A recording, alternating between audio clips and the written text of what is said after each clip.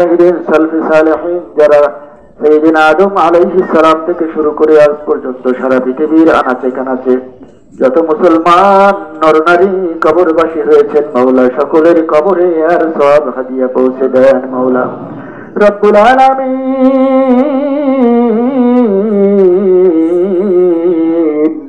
আমরা যারা হাত তুলেছি মাওলা আপনার শাহী দরবারে, আমরা যারা হাত তুলেছি আমাদের সকলের আপন আপন জনম দুঃখনী বাপ মা দাদা দাদি আত্মীয় স্বজন যারা এই পৃথিবীর মায়া ত্যাগ করে কবরের মুসাফির হয়েছে মাওলা তাদের সকলের কবরে সওয়াব পৌঁছে দেন মাওলা রব্বুল আলামিন। 3.5 হাত ঘরে এই তো আমাদের থেকে অল্প একটু দূরে অল্প কিছুটা মাটির নিচে যেই মানুষগুলো শুয়ে আছে পৃথিবীর সকলের সাথে যোগাযোগ করা যায় মাবুদ। পৃথিবীর এই প্রান্ত থেকে অপর প্রান্তে মুহূর্তের ভিতরে যোগাযোগ করতে পারি, কে কি অবস্থায় আছে খবর নিতে পারি, কিন্তু এই সামান্য 1.5 ফিট মাটির নিচে কি হচ্ছে আমরা বলতে পারি না মাওলা। পৃথিবীর সকল প্রকার যোগাযোগ এখান থেকে বিচ্ছিন্ন মাবুদ রব্বুল আলামিন। আপনার হাবিবি বলেছেন মানুষ যখন দুনিয়া থেকে বিদায় হয় তার সকলের আমলের দরজা চিরতরে বন্ধ হয়ে যায় মাওলা। কেবলমাত্র 3টি দরজা খোলা থাকে, একটি হচ্ছে নেক সন্তান সাদাকায়ে জারিয়া ইলমে নাফিয়া। রব্বুল আলামিন নেক সন্তান হতে পারিনি মাওলা, নেক সন্তানের গুণাবলী আমরা অর্জন করতে পারিনি মাওলা। আমরা গুনাহগার, গুনার বোঝা মাথায় নিয়ে আপনার শাহী দরবারে হাত তুলেছি মাওলা। আমাদের গুনার দিকে না তাকিয়ে আমরা আপনার দরবারে হাজিরা দিয়েছি আসামি হিসাবে, গুনাহগার হিসাবে, অপরাধী হিসাবে আপনার দরবারে হাজির হয়েছি।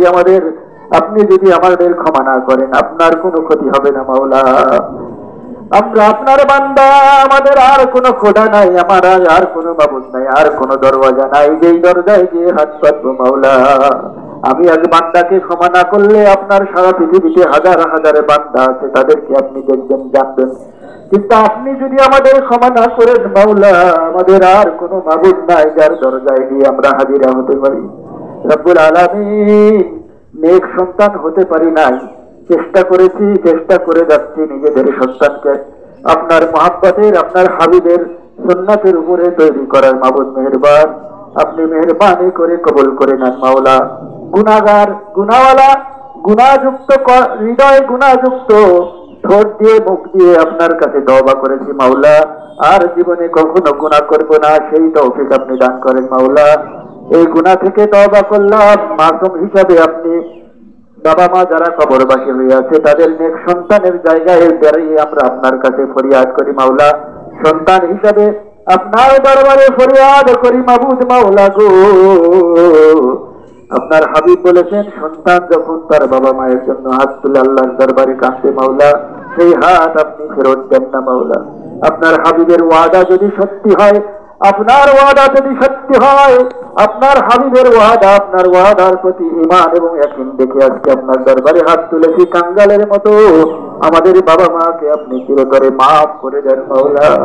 তাদের কবরে যদি কোনো আযাবের ফেরেশতা থাকে আযাবের ফেরেশতা আজকে থেকে দূর করে নেন মাওলা।